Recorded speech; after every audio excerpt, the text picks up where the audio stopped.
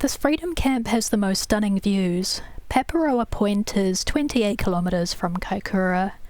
They've used beautiful landscape planting full of native flax, grasses and bushes. There are beautiful bellbirds singing and native paradise shelducks. A shelduck is a cross between a goose and a duck. There are dozens of cute seals everywhere. New Zealand's fur seal population is around 200,000 now, and plenty of these live in Kaikoura.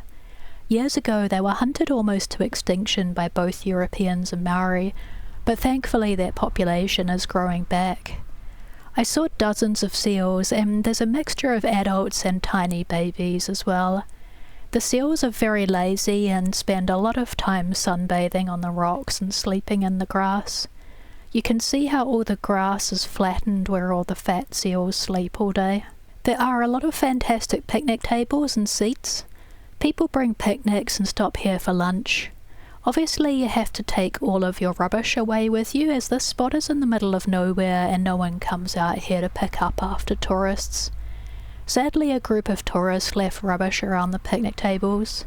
It's really awful to see this, as it harms the seals and their babies. It's really disappointing that tourists come all the way out to New Zealand to see the scenery and then ruin it for everyone by littering and harming the animals.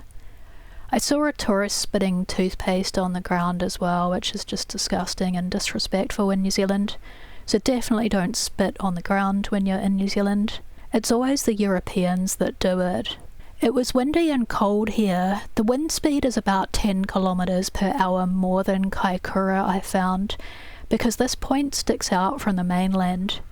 I stayed in early November, which is getting close to summer here, but I was so cold and wore a woolen hat and thick socks to bed. I put my gas heater on at about 6 p.m. because it's that cold.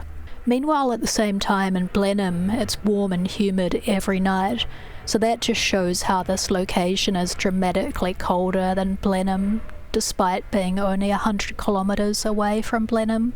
The wireless internet signal is great here, and you can easily watch YouTube videos. The wireless internet speed is even better out here in the middle of nowhere than it was in Blenheim. There's no radio stations at all though in this location. Just watch out for the seagulls, as they get a bit cheeky. They tried to scope out my caravan's rubbish bin. I barely noticed any road noise at all when I was sleeping. This is mostly because it's so windy and you mainly hear the wind whistling. When the wind did die down later in the evening, I heard the ocean and there was a nice bellbird singing as well. The train follows the state highway, so you'll occasionally hear the train honking as it goes past this area. In terms of privacy, you really don't get any privacy here during the day because motorists constantly stop here to check out the view and look at the seals. So there's plenty of people around during the day eating their lunch at the picnic tables.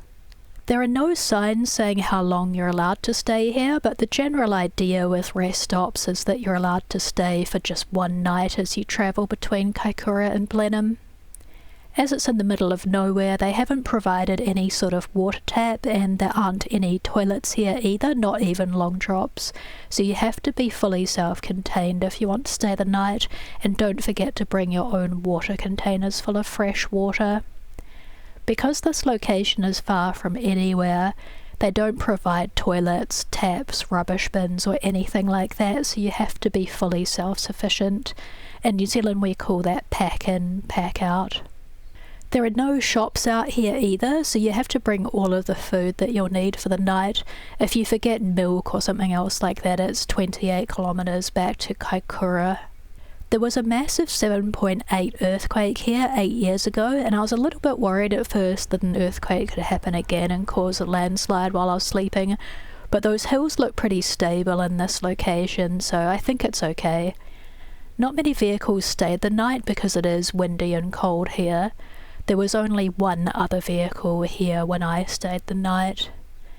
It's stunningly beautiful and worth visiting either as a rest stop or for the night. I definitely think it's worth going to look at the cute seals. And these seals don't smell either. Some of them smell of fish, but these ones are perfectly fine. Just don't get too close to the seals obviously, as they really like their privacy.